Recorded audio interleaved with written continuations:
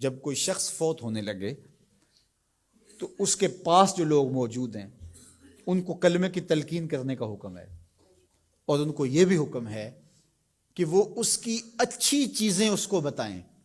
جب کوئی بندہ بوڑھا ہو جائے نا اور وہ بس اب جانے والا ہے اس دنیا سے، تو اس کی زندگی کی برائیاں اس کو یاد نہ دلائیں، اس نے جو اچھے کام زندگی میں کیے اس کو یاد دلائیں، تاکہ اس کے ذہن کی سکرین پر وہ چیزیں آنا شروع ہو جائیں، وہ اللہ سے حسن ظن اور امید کو مضبوط کرنے لگے کہ شکر ہے میرے اللہ نے مجھ سے یہ کام بھی لیا، میں نے مسجد بنائی، میں نے دارالعلوم بنایا، میں نے یتاما و مساکین کی مدد کی، میں نے غرباء کے سر پہ ہاتھ رکھا، میں نے رشتہ داریوں کو نبھایا، میں نے یہ کیا وہ کیا۔ اس کے اچھائی والے کام اس کے سامنے رکھے جائیں تاکہ اللہ سے اس کو امید حسن ظن غالب ہو جائے، کیونکہ اب وہ گناہ تو کر ہی نہیں سکتا، تو اب اس کی امید غالب کی جائے، ایسی باتیں سنائی جائیں۔ میرے حضور نے فرمایا جس شخص کے مرنے کے بعد اس کو 4 گواہ مل گئے اچھائی کے، لوگوں نے کہا یہ بڑا اچھا آدمی تھا، صرف 4 گواہ مل گئے، تو فرمایا کہ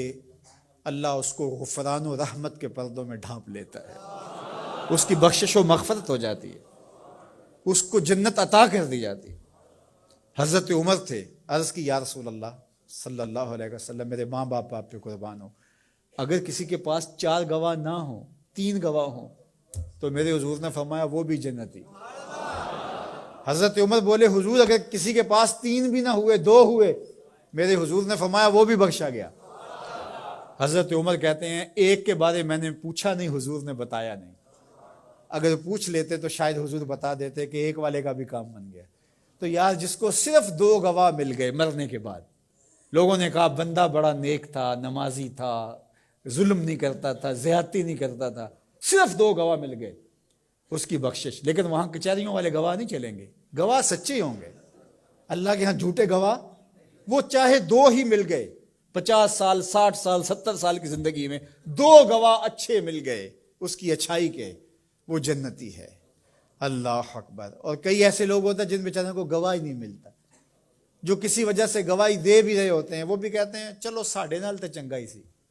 اس کا مطلب ہے کہ سب کے ساتھ اس کا رویہ اچھا نہیں تھا، ساڑھے نال تے ویسے کدی نہیں سی کی تھی۔ تو اس کا کیا مطلب ہوا کہ یہ بندہ ضرر کا منبع تھا، یہ شر کا منبع تھا، تو اس کی شر سے ہم بچ گئے بس۔ تو ایسا نہ ہو کہ تمہارے بعد لوگ گواہی بھی اگر دینا چاہیں تو لفظ تراشنے لگیں کہ اگر میں نے اچھا کہہ دیا تو سارے لوگ میری جانب دیکھیں گے کیا کہہ رہے ہو۔ ایسی گواہی پیدا کرو لوگ دل سے کہیں یار زمانے میں ایسا دیکھا ہی نہیں تھا۔ اپنی اچھی گواہیاں پیدا کر کے جاؤ، چاہے 2 ہی پیدا ہو جائیں، اچھی گواہیاں پیدا کر کے جاؤ۔ اللہ اکبر۔ تو دونوں چیزوں کو برابر رکھا جائے، امید کا چراغ بھی روشن ہو اور دوسری جانب جو ہے وہ خوف اور خشیت، اس کا چراغ بھی بجھنے نہ پائے۔ مایوسی بھی انسان کو کفر تک پہنچاتی ہے۔ جب کسی کو پتا ہو کہ اب رخصت ہی نہیں ہے، معافی نہیں ہے، تو وہ جس نے 99 قتل کیے تھے، جب اسے پتا چلا کہ جہنم میں جاؤں گا ہی، تو اس نے کہا پھر 99 کیا 100 کیا؟ جس کو سزائے موت ہو جاتی ہے اس کی پھر نگرانی کی جاتی ہے، اس کو پتا ہے میں تو مرنا ہی مرنا ہے، 1 مار کے بھی مروں یا 10 مار کے بھی مروں، ایک ہی بات ہے۔ تو خوف اور امید دونوں ساتھ ساتھ ہوں کہ گرفت بھی ہو سکتی ہے، رخصت اور چھٹی اور معافی بھی ہو سکتی ہے، یہ زندگی کے اندر جو ہے وہ توازن چیز قائم رکھتی ہے۔ شفاعت کی امید حضور علیہ السلام سے، اور حضور کی ناراضگی کا ڈر بھی۔ حضور سفارش کریں گے اور گناہ گاروں کی بخشش ہوگی، لیکن دوسری جانب یہ ڈر بھی کہ اگر حضور نے منہ پھیر لیا تو پھر کس در پہ جائیں گے۔